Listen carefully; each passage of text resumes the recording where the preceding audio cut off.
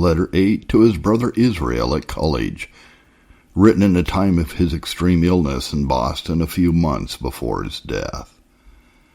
My dear brother, Boston, June 30th, 1747. It is from the sides of eternity I now address you. I am heartily sorry that I have so little strength to write what I long so much to communicate to you. But let me tell you, my brother, eternity is another thing than we ordinarily take it to be in a healthful state.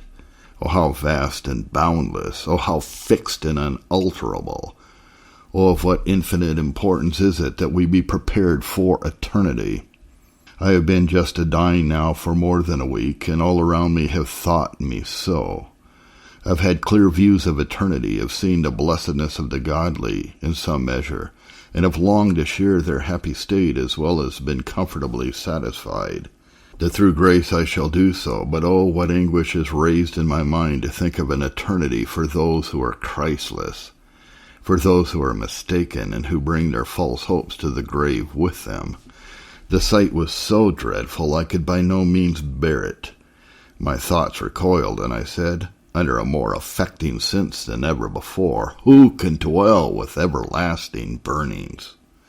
Oh, methought, could I now see my friends, that I might warn them to see to it, that they lay their foundation for eternity sure. And you, my dear brother, I have been particularly concerned for, and have wondered, I so much neglected conversing with you about your spiritual state at our last meeting. Oh, my brother, let me then beseech you now to examine whether you are indeed a new creature, whether you have ever acted above self, whether the glory of God has ever been the sweetest and highest concern with you, whether you have ever been reconciled to all the perfections of God. In a word, whether God has been your portion, and a holy conformity to him your chief delight. If you cannot answer positively, consider seriously the frequent breathings of your soul, but do not, however, put yourself off with a slight answer. If you have reason to think you are graceless, oh, give yourself on the throne of grace no rest, till God arise and save. But if the case should be otherwise, bless God for his grace, and press after holiness. My soul longs that you should be fitted for, and in due time go into the work of the ministry. I cannot bear to think of your going into any other business in life. Do not be discouraged because you see your elder brothers in the ministry die early one after another. I declare now I am dying. I would not have spent my life otherwise for the whole world. But I must leave this with God. If this line should come to your hand soon after the date, I should be almost desirous you should set out on a journey to me. It may be you may see me alive, which I should much rejoice in. But if you cannot come, I must commit you to the grace of God where you are. May he be your guide and counselor, your sanctifier and eternal portion. Oh, my dear brother, flee fleshly lusts and the enchanting amusements, as well as corrupt doctrine of the present day, and strive to live to God. Take this as the last line from your affectionate dying brother, David Brainerd. Mr. Brainerd afterwards had greater satisfaction concerning the state of his brother's soul by much opportunity of conversation with him before his death. Letter to a special friend, the Forks of Delaware, July 31st, 1744. Certainly the greatest, the noblest pleasure of intelligent creatures must result from their acquaintance with the blessed God, and with their own rational and immortal souls. And oh, how divinely sweet and entertaining is it to look into our own souls, when we can find all our powers and passions united and engaged in pursuit after God. Our whole souls longing and passionately breathing after a conformity to him and a full enjoyment of him. Verily, there are no hours passed away with so much divine pleasure as those that are spent in communing with God in our own hearts. Oh, how sweet is a spirit of devotion, a spirit of seriousness and divine solemnity, a spirit of gospel simplicity, love, and tenderness. Oh, how desirable and how profitable to the Christian life is the spirit of holy watchfulness and godly jealousy over ourselves, when our souls are afraid of nothing so much as that we shall grieve and offend a blessed God, whom at such times we apprehend, or at least hope to be a father and friend, whom we then love and long to please, rather than to be happy ourselves, or at least we delight to derive our happiness from pleasing and glorifying him. Surely this is a pious temper worthy of the highest ambition and closest pursuit of intelligent creatures and holy Christians. Oh, how vastly superior is the pleasure, peace, and satisfaction derived from these divine frames, to that which we, alas, sometimes pursue in things impertinent and trifling. Our own bitter experience teaches us that in the midst of such laughter the heart is sorrowful, and there is no true satisfaction but in God. But alas, how shall we obtain and retain the sweet spirit of religion and devotion? Let us follow the Apostle's direction, Philippians 2:12, and labor upon the encouragement he there mentions, verse 13. For it is God only that can afford us this favor, and he will be sought too, and it is fit we should wait upon him for so rich a mercy. O may the God of all grace afford us the grace and influences of his divine Spirit, and help us that we may from our hearts esteem it our greatest liberty and happiness, that whether we live, we may live to the Lord, or whether we die, we may die to the Lord, that in life and death we may be his. I am in a very poor state of health, I think scarce ever poor, but through divine goodness I am not discontented under my weakness and confinement to this wilderness. I bless God for this retirement.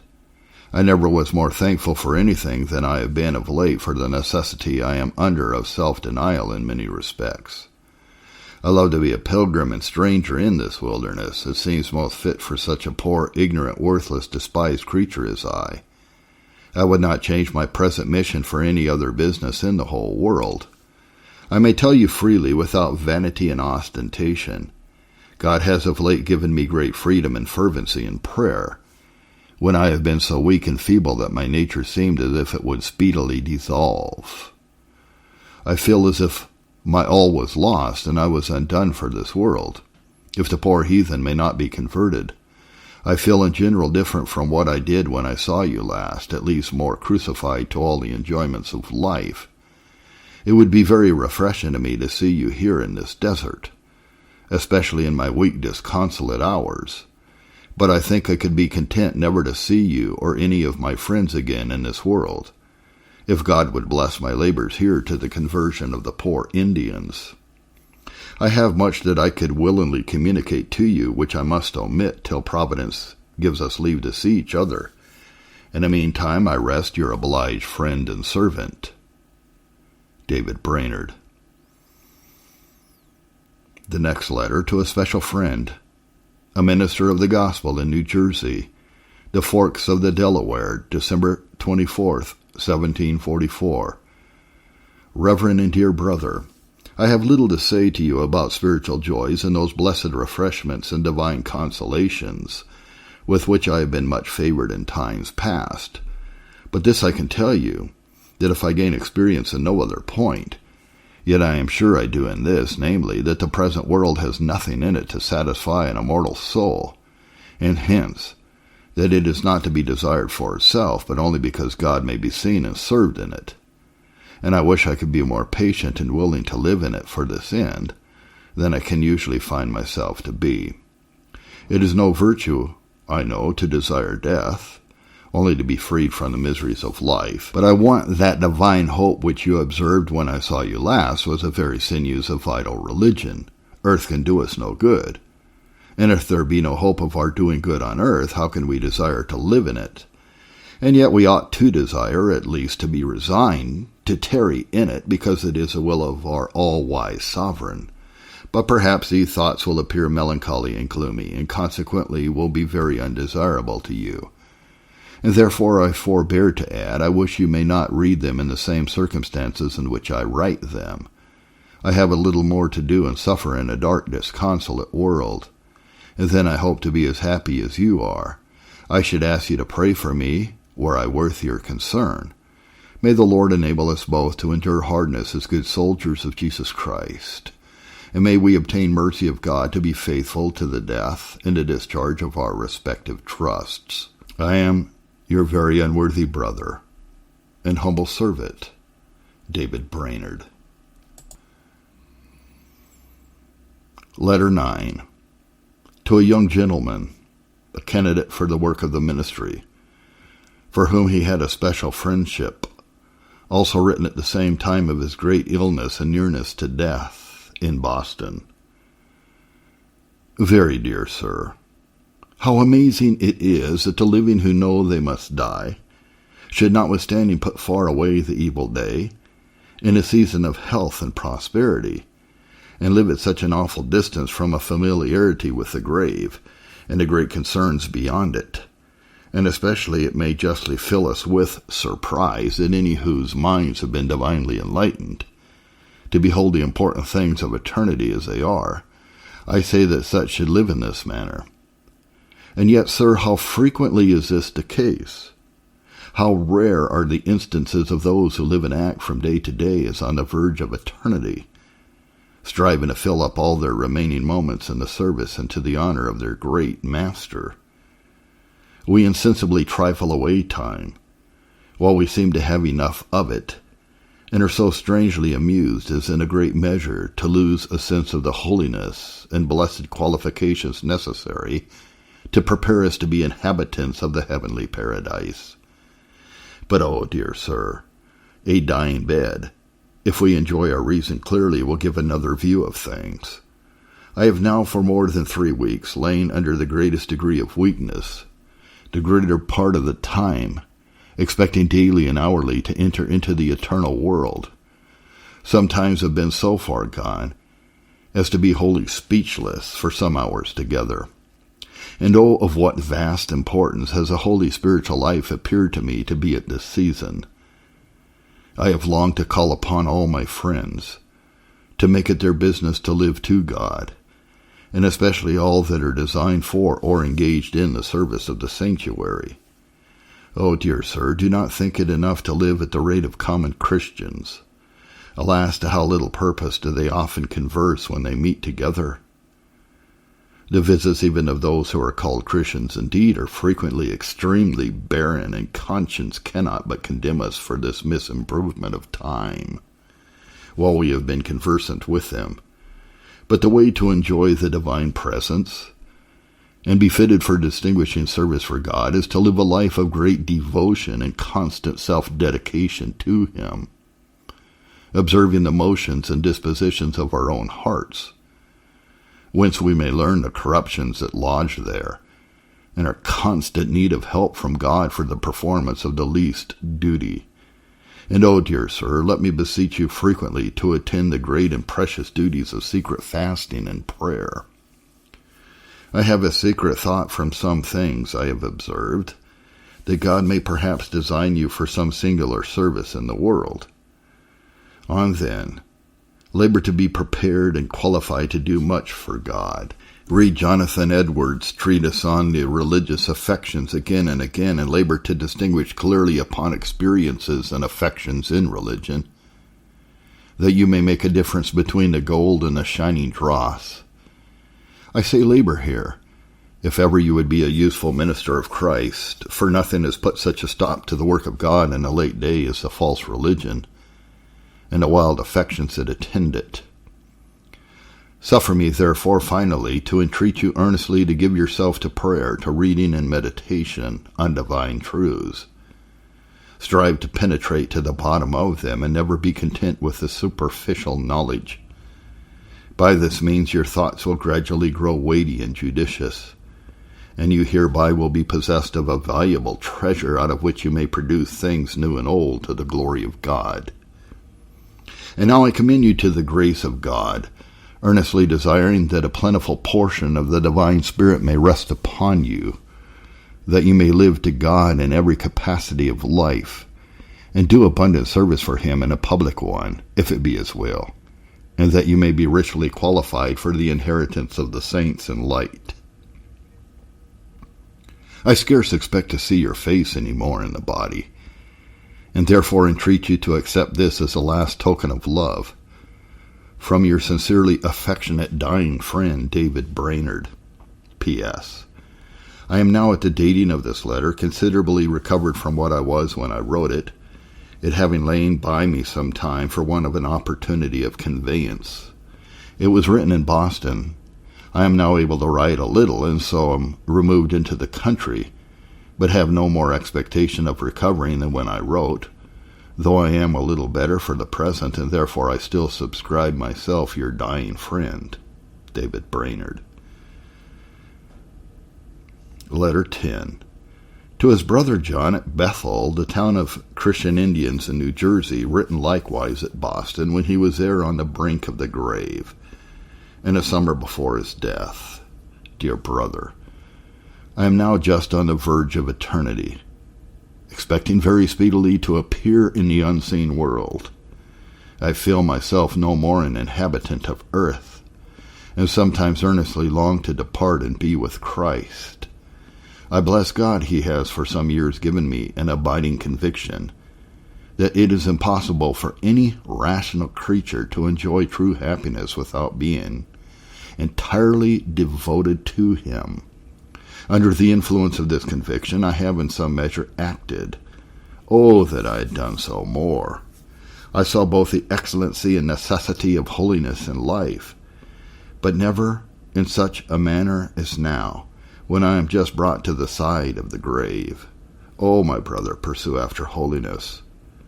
Press towards this blessed mark, and let your thirsty soul continually say, I shall never be satisfied till I awaken thy likeness. Although there has been a great deal of selfishness in my views, of which I am ashamed, and for which my soul is humbled at every view, yet blessed be God, I find I have really had, for the most part, such a concern for his glory and the advancement of his kingdom in the world, that it is a satisfaction to me to reflect upon these years. And now, my dear brother, as I must press you to pursue after personal holiness, to be as much in fasting and prayer as your health will allow, and to live above the rate of common Christians, so I must entreat you solemnly to attend to your public work, labor to distinguish between true and false religion, and to that end, watch the motions of God's Spirit upon your own heart. Look to him for help, and impartially compare your experiences with his word. Read Jonathan Edwards on the affections, where the essence and soul of religion is clearly distinguished from false affections. Value religious joys according to the subject matter of them. There are many who rejoice in their supposed justification, but what do these joys argue but only that they love themselves? Whereas in true spiritual joys the soul rejoices in God for what he is in himself, blesses God for his holiness, sovereignty, power, faithfulness, and all his perfections, adores God that he is what he is, that he is unchangeably possessed of infinite glory and happiness. Now when men thus rejoice in the perfections of God, and in the infinite excellency of the way of salvation by Christ, and in the holy commands of God, which are a transcript of his holy nature, these joys are divine and spiritual. Our joys will stand by us at the hour of death, if we can be then satisfied that we have thus acted above self in a disinterested manner, if I may so express it, rejoiced in the glory of the blessed God. I fear you are not sufficiently aware how much false religion there is in the world. Many serious Christians and valuable ministers are too easily imposed on by this false blaze. I likewise fear you are not sensible of the dreadful effects and consequences of this false religion. Let me tell you, it is a devil transformed into an angel of light. It is a brat of hell that always springs up with every revival of religion and stabs and murders a cause of God, while it passes current with multitudes of well-meaning people for the height of religion. Set yourself, my brother, to crush all appearances of this nature among the Indians, and never encourage any degrees of heat without light. Charge my people in the name of their dying minister, yea, in the name of him who is dead and is alive, to live and walk as becomes the gospel, Tell them how great the expectations of God and his people are from them, and how awfully they will wound God's cause if they fall into vice, as well as fatally prejudice other poor Indians. Always insist that their experiences are rotten, that their joys are delusive, although they may have been wrapped up into the third heavens in their own conceit by them, unless the main tenor of their lives be spiritual, watchful, and holy. And pressing these things, thou shalt both save thyself and those that hear thee. God knows I was heartily willing to have served him longer in the work of the ministry, although it had still been attended with all the labors and hardships of past years, if he had seen fit that it should be so. But as his will now appears otherwise, I am fully content, and can with utmost freedom say, the will of the Lord be done. It affects me to think of leaving you in a world of sin. My heart pities you that those storms and tempests are yet before you, which I trust through grace I am almost delivered from. But God lives, and blessed be my rock. He is the same almighty friend, and will, I trust, be your guide and helper as he has been mine. And now, my dear brother, I commend you to God, and to the word of his grace, which is able to build you up, and give you inheritance among all them that are sanctified. May you enjoy the divine presence, both in private and public.